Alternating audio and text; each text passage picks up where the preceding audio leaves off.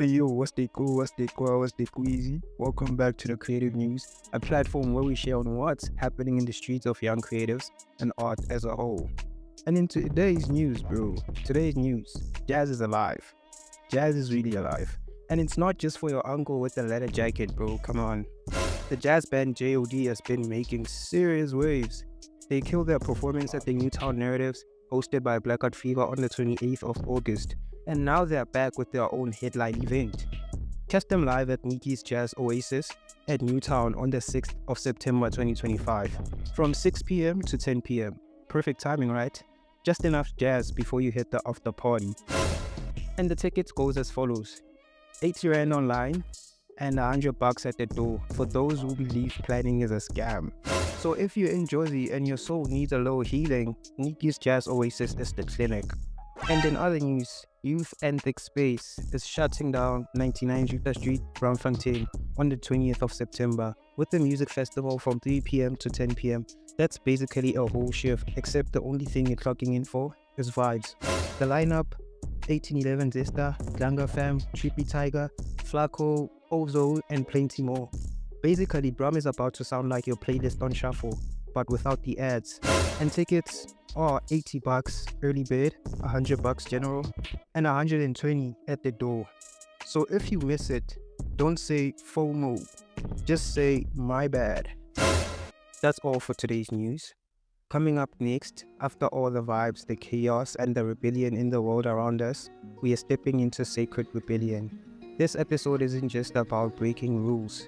It's about questioning the parts of life that try to shrink you, the expectations that try to quiet your voice, and the systems that try to tell you who you should be. It's about reclaiming your power in a way that's fierce and sacred, honoring your truth while standing in your own light. Expect moments that hit deep, that make you pause, reflect, and maybe even feel a little uncomfortable. Because real growth always stings before it heals. Sacred rebellion is your invitation to rise, resist, and remember who you truly are. Artists are like society's professional troublemakers. We don't clock in at 9 and leave at 5. Nah. Our office hours are whenever pain, chaos, or divine inspiration pulls up. And if we're being honest, that's why artists and society are always beefing. Because while society is busy saying, "Please behave," artists are like, "What if I don't?" Society has a funny way of treating artists. It's so wild. People love the art, but they fear the artist. They'll vibe to your depression on Spotify, but if you tweet that same depression, they'll say, this one needs prayers, this one. It's like society is that one uncle at the braai. He eats all the meat, drinks all the beer, but the minute you ask him for taxi money, suddenly he's broke. The world will consume your soul, but won't honor the fact that you bled to give it to them. Yo, welcome back to Scatterbrain Studios, the only show where we remind you that what society calls rebellion is just artists doing what society should have been doing in the first place, telling the truth. I'm your host, and today we are talking about why artists don't fit into society's box. Spoiler alert, it's because the box is ugly, small, and smells like corporate deodorant. Well, what the hell? Every society wants artists, but on its own terms. Society is like that parent who says, "Baby, I'll support your dreams." Then 5 minutes later, "But do you have medical aid? What about law school? Accounting might be nice, right?" artists are like the professional problem children of this civilization. Our job is to disturb the peace. But notice, the very peace we disturb, society asked us to create it in the first place. It's a toxic relationship, fam. 1 minute they're like, "Be yourself, express yourself." The moment you actually do, they be like, "Not like that." Artists create, imagine, break boxes, paint futures, spit uncomfortable honesty. On the other hand, society wants comfort, order, and TikTok dances they can copy at the office party. That's the battle. Artists live in possibility, society lives in permission. Think about it. Every artist society worships today, they were hated in their own time. Van Gogh, nobody bought his work. Now his paintings are on mugs, calendars, even socks at Cotton On. Jazz, they once said it was the devil's music. Now it's background music at every cafe. Society cancels the artist until capitalism resurrects them for profit. It's like, we don't like you while you're alive, but after you die, can we print you on a tote bag? This is why being an artist is sacred rebellion. Because you're not just making art, you're refusing to let the world stay lazy. You're saying, here's the truth, even if it makes you uncomfortable. And that rebellion is holy.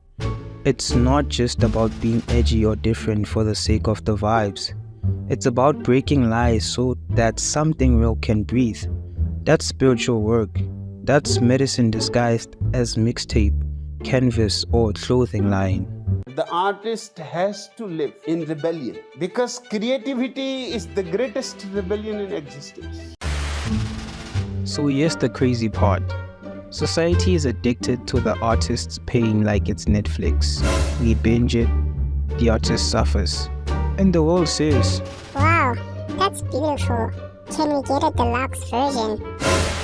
It's like we've built an entire economy where your heartbreak is stock exchange currency. You cry, they stream. You break up, they buy tickets. You relapse, they drop fire emojis in the comments. It's a very weird cycle because when artists are too happy, fans get suspicious. Like if Adele ever dropped an album about a stable, loving marriage, people would be like, Nah, where's the trauma? This sounds like a Pick and Pay commercial. Psychologists call this the romanticization of suffering. We think pain is what makes art authentic, but that's actually just capitalism with an eyeliner. Society packages pain, slaps a price tag on it, and then sells it back to you as relatable content. The pain economy keeps artists trapped between healing and hustling. If you heal too much, you lose your edge. If you don't heal at all, you lose yourself. I believe that art is the only form of activity in which man shows himself to be a true individual. In South Africa, the artist and the rebel are the same damn person.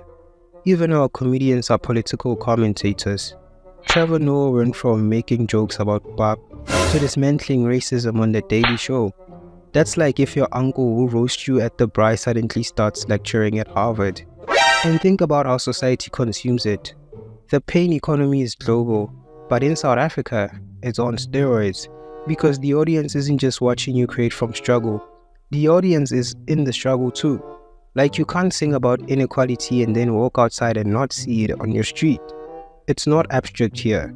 It's just Tuesday. A work of art is only what an artist says. If there is no artist, there is only silence. No. Take someone like Zanele Moholi, the visual activist. Zanele takes the marginalized and makes them undeniable. That's not just art.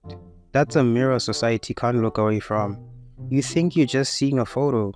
You're seeing history, identity, and resistance. But here's the kicker though. South African society wants the rebel artist, but also fears them. They want the music, the images, the fashion, but they don't want the confrontation that comes with it. It's like, please paint our walls, but don't remind us about corruption while you're at it. That's the contradiction.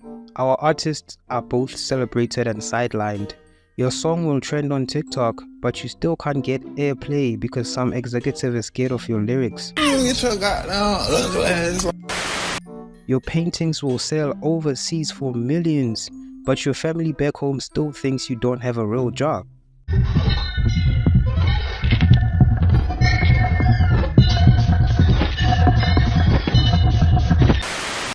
Let's talk about rebellion. Not rebellion like skip class to smoke humbly at the back of the tuck shop rebellion. I'm talking about the type of rebellion that gets you side-eyed by politicians, hated by Twitter trolls, and quoted on someone's Instagram caption at the same time. Society is built like a WhatsApp group you can't leave. Everyone is in it. Everyone's fake polite, but one day you post something spicy. You're like, Yo, capitalism is killing us. and then here comes your uncle with the profile pic from 2008. But what about hard work? Back in my day, we walked 10 kilometers to school barefoot. Bro, in your day, bread was like 20 cents. Sit down. That's what artists do. They rebel, they push back, and it's not always sexy rebellion with cool leather jackets and slow-mo explosions like in Hollywood. Sometimes rebellion is just painting a mural where the municipality didn't approve, or rapping about the president while Sauce is listening. I guess if I had one thing to say to artists is to be patient. Think about it. The real reason rebellion matters is because it breaks the spell. Society is constantly hypnotizing you like, Get a 9 to 5, buy a house, stay in line and clap when the anthem plays. South Africa has always had this flavor of sacred rebellion. Our artists don't just rebel for fun. They rebel like it's their side hustle. Even dance is rebellion. Pantula wasn't just about showing off footwork. It was middle fingers in motion. It said, we don't care about your stiff, proper society. We're gonna move the way we want.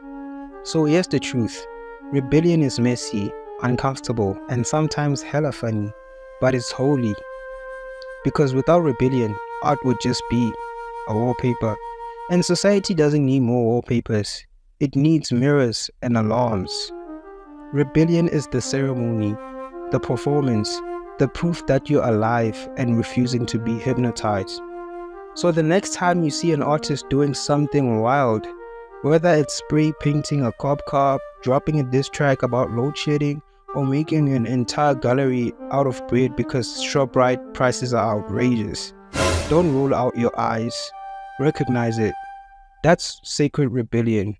That's the divine chaos we need to shake this country awake.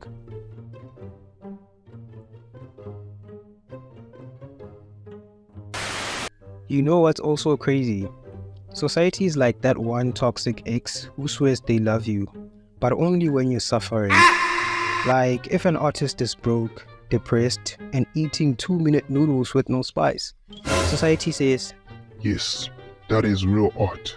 but the second you heal, get a little money, maybe even buy yourself a young car, suddenly society is like, they have sold out. Bruh, imagine that logic in any other job. Imagine a plumber who's only respected if his house is flooding.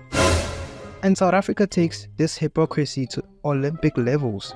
Everyone says support local, but the moment the artist charges 200 for a show, people are like, Ai, marawana nawe, think you are Beyonce now, stay quiet. it's wild, because society literally punished the artist for surviving. If you're sad, you're deep. If you're happy, you're basic. So basically artists are only valuable if they are walking trauma documentaries. You can't even post, I'm doing good mentally, without someone saying, Must be nice. But what's their pain? Where is their pain? like, excuse me, do you want me to cry in HD for your entertainment every day? And then here's the kicker. The same society that refuses to support you when you're alive, that same society turns you into your number one fan after you're gone. I think there's a lot of people that are neglected in art. I don't know if because who made the paintings or what, but I don't know, black people are never really portrayed realistically, and not even portrayed in modern art. So here's the truth. Artists rebel because society lies. Artists bleed on canvas, scream into microphones, dance with no choreography, joke about the pain because somebody has to keep it real. Rebellion is sacred because it's not destruction, it's construction. It's not breaking the world, it's reminding the world it could be better. So next time you call an artist rebellious, remember, they're not fighting society for fun. They're fighting so you can feel, so you can love, so you can dream, so you can imagine something bigger than this 9-to-5 prison planet. And that's it for today's Scatterbrain sermon. If you learned something, share it with your rebellious cousin. If you laughed, thank me later. And if you didn't, well, maybe society already got you. Until next time, stay sacred, stay scattered, and stay free.